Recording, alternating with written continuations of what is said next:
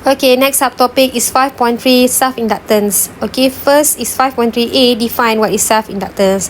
Before we learn about self-inductance, kita kenal dulu what is self-induction. Okay, self-induction. Self-induction is the process of producing an induced EMF in the coil due to the change of the current flowing through the same coil. Okay, so consider we have a solenoid which connected to the battery, to a battery, and the switch S and variable resistor are forming an open circuit and shown in figure. Okay, macam ni lah. And then when the switch S is closed, okay, so I begins to flow in the solenoid. So bila current produce, so dia akan produce magnetic field, di mana semua magnetic field line through the solenoid and generate the magnetic flux linkage. Bila ada current flow, okay, dalam solenoid, so of course dia akan produce magnetic field. Bila ada magnetic field, dia akan produce juga magnetic flux linkage because there more than one loop. Okay, faham yang tu? And then if the resistance of the variable resistor changes, does the current flow in the solenoid also change? Then too does magnetic flux linkage. Okay, so ini dipanggil variable resistor, di mana kita boleh laras resistor ni untuk ubah current flow. Okay, itu pertama sekali yang kena tahulah. Okay, according to the Faraday's law, EMF has to be induced in the solenoid itself since the flux linkage change.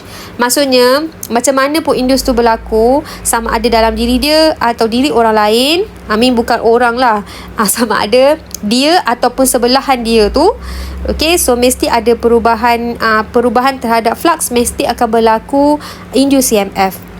Mesti, okay.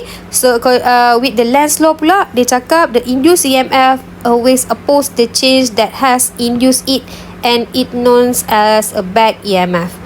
Okay, so kalau perasan yang ini, bila current flow, kalau perasan current flow ni, kenapa dia dapat sini north, sini south? Dia based on the, macam saya ajar tadi, Fleming, bukan Fleming, right hand grip rule. Okay, so gambar tangan tu dah tak ada. Kejap saya cari gambar tangan tu. Okay, so macam right hand grip rule lah. Kejap Alright, so kita copy yang ni lah. Sorry, buat pening awak pula kan. Alright, so dia based on apa? Sama jugalah, based on tangan ni. Okay, sebab apa? Sebab bila you sambung pada supply, and then dia akan flow current lah. Current, permanent current tau. Okay, permanent current, I lalu sini. So bila I lalu sini, you nampak tak I dia ni jadi macam ni? Nampak tak tangan-tangan you ni ke bawah? Mana yang duduk atas lengan? Atas lengan pula, atas north ke south yang duduk atas? South kan? So tengok yang ni, jari ni turun bawah kan? Macam tu lah. Okay, so sini north, sini south. Okay, now what will happen if kita tukar dia punya resistance change, sebab kita nak wujudkan back EMF. Okay, so for the current I increase, okay, contohlah asal kita punya current dalam selita ni adalah 9 volt. For example, 9 volt. Current pula dah. Current 9 ampere. Contohlah initial current dia 9 ampere. Okay, bila kita kata kita nak bagi current ni increase, okay, contohlah jadikan dia 12 ampere. For example, increasekan current until 12 ampere. Macam mana you nak increasekan current? You boleh reducekan R. You ubah resistance tu rendah, decreasekan resistance, so you akan increasekan current. Okay, tapi dalam solenoid itself, dia punya asal current ni adalah 9 ampere. Tiba-tiba kita increasekan jadi 12 ampere. Apa yang dia rasa? Dia tak suka. Dia nak balik 9 ampere. So what solenoid do? Okay, dia akan oppose increasing of current. Okay, so asal dia I initial is 9 ampere. I final dia adalah 12 ampere. So dia tak nak 12 ampere ni, dia nak back to 9 ampere. So apa dia kena buat? Jadi dia kena hasilkan induced EMF yang menentang kenaikan current tadi. Okay, to oppose the increasing of current, induced current, the increasing of current flow, apa dia perlu buat? Dia kena inducekan current oppose daripada peningkatan tu. Jadi dia kena menentang kenaikan, jadi current dia kena opposite direction daripada current asal. That's why you nampak I induce dia opposite daripada actual current. Sebab apa? Asal dia 9, kita naikkan sampai 12 ampere, dia marah. So dia nak balik pada 9 ampere. Apa dia perlu buat? Dia perlu tentang yang 12 ampere tu supaya dia turun balik jadi 9 ampere. Jadi current induce kena halang daripada current asal tu menjadi 12 ampere. Macam itulah cerita dia. Okay, so bila I induce ke bawah, kita guna colour hijau I induce dia ke bawah.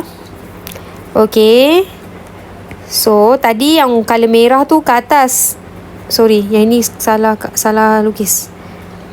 Okay, I induce dia macam ni. Ikut yang colour hijau lah. Ni I induce tau, yang warna hijau ni. Okay, so bila I induce dia ke atas, so kalau kita buat tangan okay, dia akan jadi sini akan jadi north, sini akan jadi south. Ini kita panggil temporary magnetic field yang wujud dalam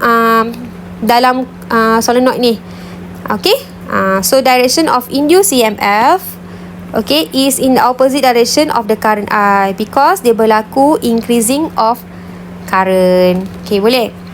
Alright, so kalau case yang melibatkan I decrease, so let's say I decrease, maksudnya apa yang kita buat pada rheostat tu, variable resistor tu. Okay, sebenarnya kita increasekan resistance, that's why kita akan dapat I decrease. Okay, bila kita dapat I decrease, contohlah daripada 9 ampere tadi tu, yang asal dia 9 ampere, initial is 9 ampere, tapi kita increasekan resistance, so kita punya I final contohlah jadi 5 ampere je. Okay, so solenoid ni dia tak suka pengurangan current, dia nak jadi balik 9 ampere. So apa I induce kena buat? Maksudnya apa dalam solenoid ni kena buat pada diri dia supaya current dia tidak berkurang? So dia kena support back, means that I induce dia akan same direction as actual current, supaya dia punya current tak berkurang. Macam itulah. Okay, so to oppose pengurangan current, lagi ayat lagi sesuai lah, sebab Lenz's law cakap direction of induced current always opposed, that the direction that opposed the change that producing it. Maksudnya apa perubahan yang dia buat? Decreasing of current. So to oppose decreasing of current, jadi I induce kena support actual current supaya dia back to 9 ampere. Macam itulah, nak bagi you senang faham. Okay, so dia akan jadi macam ni lah ke bawah. So bila kita buat right hand grip rule tu, okay, so kita akan dapati kita punya north sama arah dengan yang magnetic asal lah. Macam tu.